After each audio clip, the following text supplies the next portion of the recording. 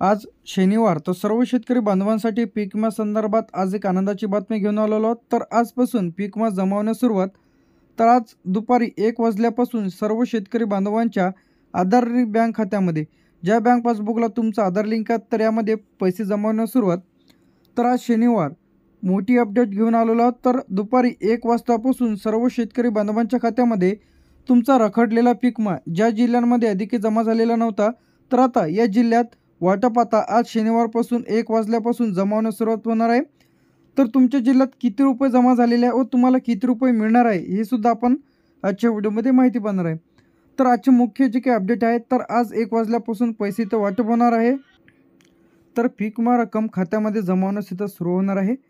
तर एकाच वेळी शेतकऱ्यांच्या खात्यामध्ये पैसे तर जमा होणार नाही, वेगवेगळ्या जिल्ह्यांसाठी कोणत्या तारखेला व टाईमनुसार इथं अपडेट इथं तुम्हाला आपल्या चॅनलवरती बघायला मिळेल। तर आता 2024 आणि 25चा पीक विमा जमा होण्यास सुरुवात। तर या शेतकऱ्यांच्या भरपाईची रक्कम ज्या शेतकऱ्यांनी क्लेम इथं केलेले आहेत तर अशा शेतकऱ्यांच्या खात्यामध्ये पैसे जमा होण्यास सुरुवात। तर त्यामध्ये सोयाबीन, कापूस, बाजरी, भात, मूग, हरभरा, तर यामध्ये खरीप आणि रब्बी दोन्ही पिकांचा यामध्ये समावेश आहे।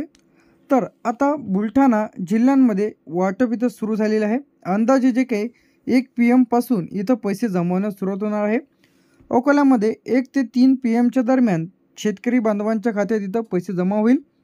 अमरावतीमध्ये 1 ते 4 PM इथं जमा होण्यास सुरुवात होणार आहे। यवतमाळमध्ये 1 ते 4 PM पर्यंत इथं पैसे शेतकऱ्यांच्या खात्यात जमा होईल। वाशिममध्ये 1 ते 5 PM पर्यंत, नागपूरमध्ये 1 ते 5 PM पर्यंत, वर्ध्यामध्ये 1 ते 6 PM पर्यंत।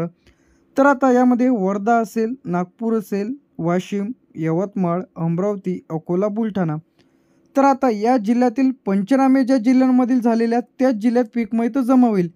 ज्या शेतकऱ्यांनी फार्मर आय डी कार्ड काढलेलं आहे, ई पीक पाहणी केलेली आहे, त्यानंतर त्यांचे पंचनामे झालेले आहेत। महत्त्वाचा पॉईंट म्हणजे पंचनामे झाले तरच तुमच्या खात्यात पैसे तर जमा होईल। त्यानंतर चंद्रपूरमध्ये 1 ते 6 PM दरम्यान पैसे तर जमा होईल। त्यानंतर चंद्रपूर झाल्यानंतर भंडाऱ्यामध्ये सुद्धा वाटप इथं सुरू झालेलं आहे। 1 ते 7 PM दरम्यान इथं जमा होईल। गडचिरोलीमध्ये सुद्धा 1 ते 7 PM दरम्यान इथं जमा होईल। नंदुरबारमध्ये देखील 1 ते 8 PM दरम्यान शेतकऱ्यांच्या खात्यात पैसे इथं जमा होणार आहे। धुळेमध्ये सुद्धा 1 ते 8 दरम्यान, जळगावमध्ये 1 ते 9 दरम्यान। तर आता जे काही PM आहे तर दुपारी आज जे काही शनिवार आहे तर आज दुपारी 1 वाजल्यापासून जे काही रखडलेला जो काही पीक विमा होता ते शेतकऱ्यांच्या थेट खात्यामध्ये जमा होण्यास सुरू झालेले आहे।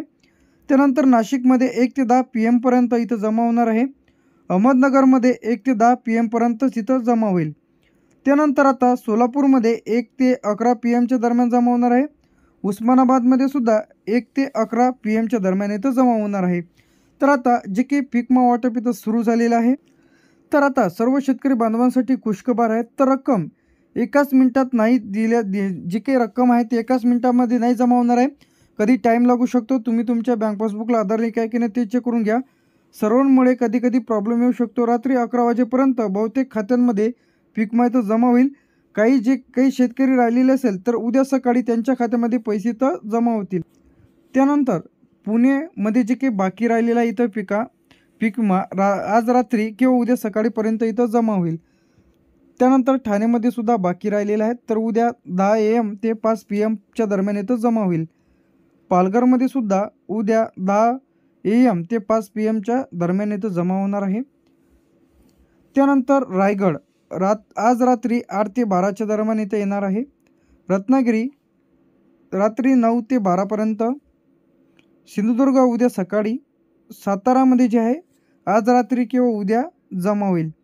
सांगलीमध्ये सुद्धा रात्री 8 ते 11 दरम्यान इथं जमा होण्याची शक्यता आहे। कोल्हापूरमध्ये सुद्धा 8 ते 11 पर्यंतच इथं शक्यता आहे। त्यानंतर लातूरमध्ये 7 ते 11 दरम्यान इथं जमा होण्याची शक्यता आहे। त्यानंतर हिंगोली उद्या सकाळपर्यंत, त्यानंतर परभणी आज रात्री 10 वाजेपर्यंत। तर यामध्ये बाकीचे काही राहिलेले जिल्हे आहेत त्यामध्ये पुणे, ठाणे, पालघर, रायगड, रत्नागिरी, सिंधुदुर्ग, सातारा, सांगली, कोल्हापूर, लातूर, बीड, हिंगोली, परभणी, त्यानंतर येथे नांदेड, छत्रपती संभाजीनगर, जालना, कोकण विभागामधील ठाणे, रत्नागिरी. तर यामध्ये जे काही जिल्हे आहेत तर त्यामध्ये आता कोकण विभागामधील उद्या पूर्ण दिवस लागू शकतो किंवा कोणत्या जिल्ह्यांमध्ये उद्यापासून वाटप इथं सुरू होईल, कोणत्या जिल्ह्यांमध्ये. तर आता हे जे डेमो आहे म्हणजे याची जी काही शक्यता आहे ते सांगण्यात आलेली आहे. तर आता यामध्ये जे काही रक्कम आहे ते कोणाला 8,000 रुपये, कोणाला 12,000 रुपये, कोणाला 16, कोणाला 22, कोणाला 28, कोणाला 32, कोणाला 17,000 रुपये हेक्टरी. तर असा जो काही पीक विमा आहे ते त्यांच्या क्षेत्रानुसार त्यांना मिळणार आहे. ज्यांचं सर्वात जास्त नुकसान तर त्यांना जास्ती पीक विमा इथं मिळणार आहे. तर आता जे काही शेतकऱ्याच्या नुकसान भरपाईवर त्यांची जे काही पैसे आहेत तिथं ठरवले जाणार आहे.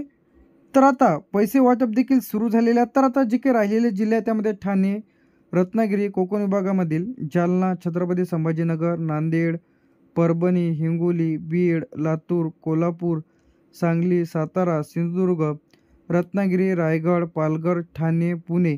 तर या जिल्ह्यांमध्ये लवकरच अपडेट येणार आहे. ज्या शेतकऱ्यांना पीक विमा मिळालेला नसेल तर तुम्ही वेबसाईटवर जाऊन चेक करून घ्या की तुम्हाला तुमचा पीक विम्याचा फॉर्म इथं रिजेक्ट झालेला असेल तर तुम्हाला पीक विमा इथं मिळणार नाही.